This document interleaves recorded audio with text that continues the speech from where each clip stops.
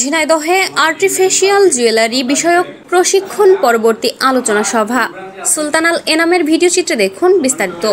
ঝিনাইদহের Johan Dream Valley Park and রিসোর্টে ক্ষুদ্র ও মাঝারি শিল্প ফাউন্ডেশন, শিল্প মন্ত্রণালয়ের উদ্যোগে এবং Jhenaidah Chamber of Commerce and ইন্ডাস্ট্রির সহযোগিতায় আয়োজিত আর্টিফিশিয়াল জুয়েলারি বিষয়ক 5 দিনের প্রশিক্ষণ শেষে আজ দুপুর 1টায় আলোচনা সভা অনুষ্ঠিত হয়েছে।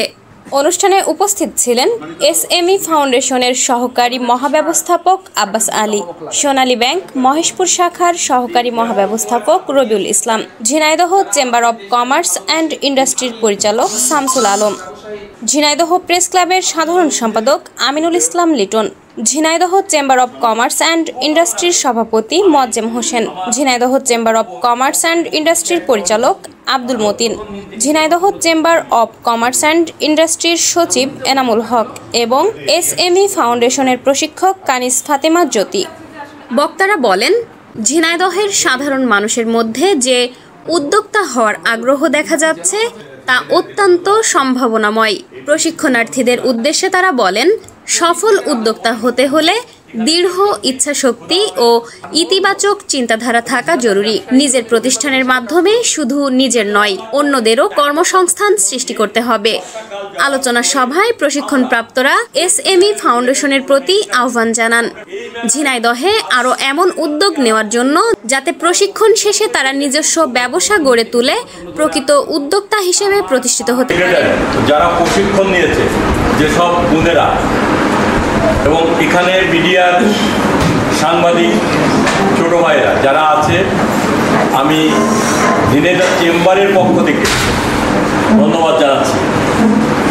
আজকে সবচেয়ে বেশি ধন্যবাদ জানাচ্ছি আমার ছোট ভাই আব্বাস সাহেবকে।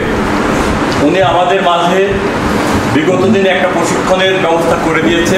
এই একটা প্রশিক্ষণ, এরপরে আরও এই বছরের ভিতরেই কমপক্ষে আরও 2-3টে প্রশিক্ষণের ব্যবস্থা আমি বিশ্বাস করি উনি ঝিনাইদহের ছেলে হিসেবে, ঝিনাইদহের মানুষ হিসেবে ঝিনাইদহের দিক তাকিয়ে এটা উনি করে দেবেন। এই যে প্রশিক্ষণটা হচ্ছে, এটা কিন্তু আমাদের সরকার কিংবা যে কোনো প্রতিষ্ঠান এই জায়গায় কিন্তু একটা ডোনেশন দিচ্ছে।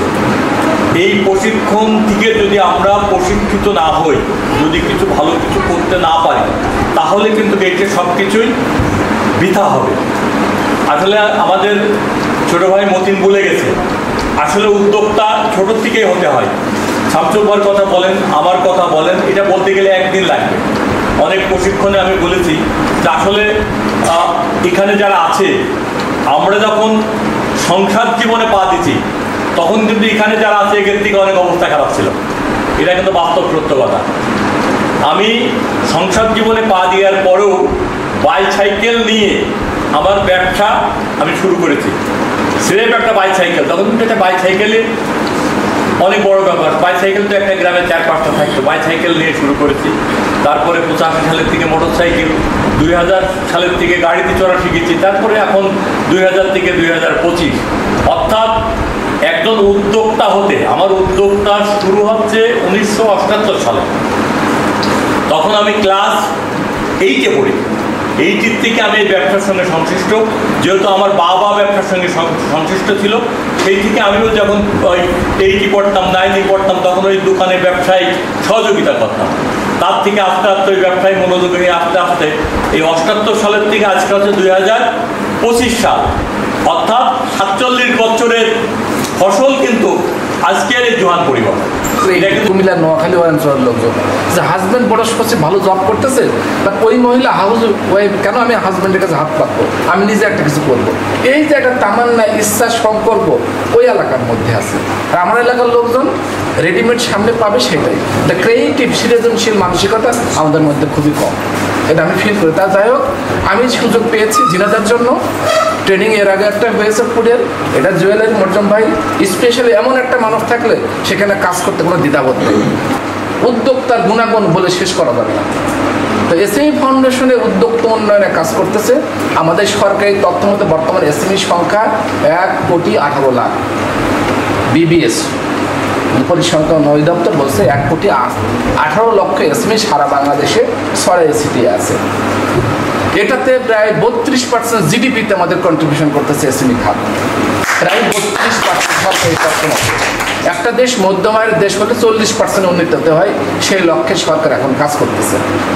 আমি 2017 সালে জাপানে গিয়েছিলাম ট্রেনিং 1 মাসের জাইকার মাধ্যমে নাগোয়াতে। সেখানে আমার ট্রেনিংয়ের টপিক ছিল branding and marketing utilise local resources. জাপানে 99% এসএমই, বড় বড় লার্জ ইন্ডাস্ট্রি, তারা কি করে ছোটো ছোটো ইন্ডাস্ট্রিদেরকে কাজ ভাগ করে দেয়। মনে হয় একটা শার্টের বোতাম অমুক লাগাবে, কলার আর একজন, এইভাবে ছোটো ছোটো ইন্ডাস্ট্রিকে তারা বড় ইন্ডাস্ট্রি বাঁচায় রাখে।